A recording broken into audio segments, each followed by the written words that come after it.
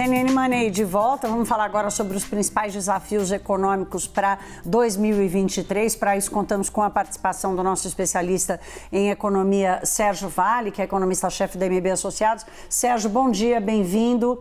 Sérgio, olha, hoje na abertura do Money, eu comentei aqui a dependência do próximo governo do Congresso Nacional. Porque qualquer que seja a promessa, ou mesmo que seja em tom de bravata, do que fazer no ano que vem, as regras que estão valendo hoje estão escritas em lei, estão escritas na Constituição, ou seja, vai precisar haver um grande consenso para isso. Queria te ouvir um pouco entre o propósito importante, a necessidade do país e o uso desse capital político para fazer as mudanças.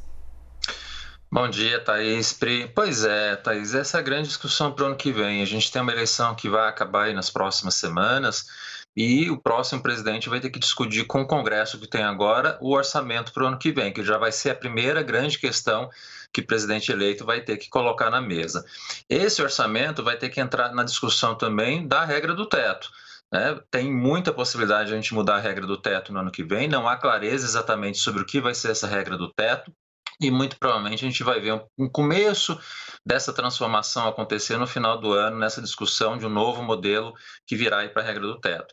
O problema também que a gente tem agora é que o Congresso está muito mais vocal do que era anos atrás. Quer dizer, essa capacidade de negociação do próximo presidente com o Congresso vai ter que ser muito alta. Nos últimos 2 anos, a gente viu, de certa forma, o presidente Bolsonaro deixar a agenda de política econômica mais com o Congresso.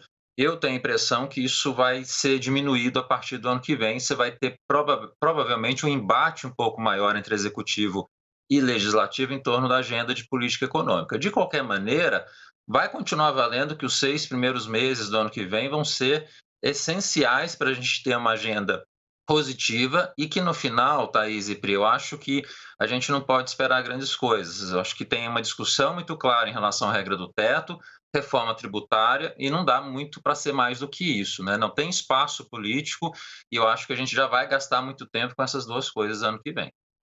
Sérgio, queria abordar com você também os dados de emprego, né, que saíram recentemente. Ontem saiu o CAGED, criação de 278 mil vagas, acima dos 268 esperados. Hoje também tem a PNAD, né, uma perspectiva aí de que a taxa de desemprego recue. Eu queria saber o que está motivando essa retomada do mercado de trabalho e com qual qualidade que isso está acontecendo, o que isso nos indica do futuro do mercado de trabalho.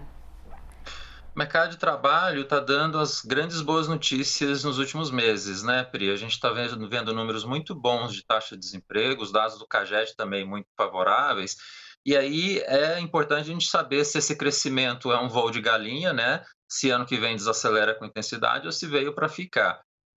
Eu tenho a impressão que quando a gente olha o crescimento desse ano, ele tem duas fontes, né? Uma é a pós-pandemia, que a gente ainda está vendo acontecer, especialmente em serviços. A gente vê uma evolução muito positiva de atividade de emprego nesse segmento. E um segundo são as commodities. Desde o ano passado, mas nesse ano também, por conta da própria guerra da Ucrânia, os preços das commodities subiram com muita intensidade em reais, mais até do que o super ciclo que a gente teve lá atrás no governo Lula, no primeiro e segundo mandato dele. Então, esse aumento muito forte das commodities está ajudando a ter um crescimento muito intenso de renda nos estados com peso maior do agronegócio, e a gente está vendo esse crescimento de renda impactar no PIB, especialmente desses estados em 2022. O PIB do Mato Grosso do Sul, outros estados de fronteira agrícola também, são os estados que vão ter o crescimento maior de PIB acontecendo esse ano. Então, assim, commodities e pós-pandemia ainda em serviços estão ajudando muito no crescimento esse ano. A gente olha para 2023, preços de commodities vão estar mais baixos por conta da recessão mundial, pós-pandemia já vai ter passado esse efeito em serviços, aí vai ser a hora da verdade. Né? Com juros mais altos aqui e lá fora, eu tenho a impressão que o crescimento tende a ser mais baixo e também o mercado de trabalho a gente tende a ver números um pouco piores, né? Essa queda forte da taxa de desemprego, ano que vem não deve acontecer mais, e o CAGED com esses números muito fortes que a gente está vendo agora também tende a desacelerar. Mas não é recessão, a gente vai ter crescimento, só que vai ser um pouco mais fraco do que a gente vai ver esse ano. Sérgio, o que você trouxe agora são elementos para entender o contraponto desse cenário, que é a inflação. Ontem o presidente do Banco Central, Roberto Campos Neto, deu entrevista depois da publicação do relatório trimestral de inflação e indicou que os juros podem começar a cair a partir de junho do ano que vem e indica também que os preços tendem a perder força até 2024. Você tem chamado muito a atenção aqui no Money, na sua participação na CNN Brasil, para os entraves para a queda da inflação, por exemplo, uma queda mais consistente do preço de alimentos. Qual a tua visão diante desse compromisso do Banco Central?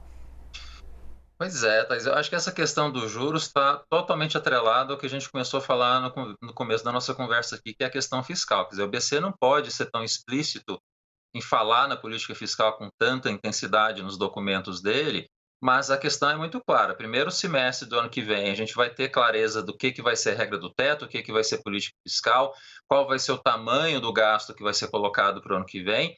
Final do primeiro semestre, o Banco Central vai ter essa clareza e ele vai poder decidir se tem espaço para começar a cair a taxa de juros ou não. Ou, eventualmente, a gente possa até ter que subir mais. Então, se está nas mãos do próximo governo, especialmente em relação à política fiscal, e aí o Banco Central vai poder decidir. Porque se a política fiscal for mal encaminhada no começo do ano que vem, taxa de câmbio começa a depreciar, expectativa de inflação começa a subir, e aí o Banco Central não tem espaço para baixar a taxa de juros. Então, ponto central que volta ao começo da conversa. O fiscal é essencial, não só para a economia como um todo, mas também para o Banco Central, e ele está muito de olho nisso. Lógico, ele coloca outros pontos, mas é a política fiscal que está no centro da discussão para o Banco Central.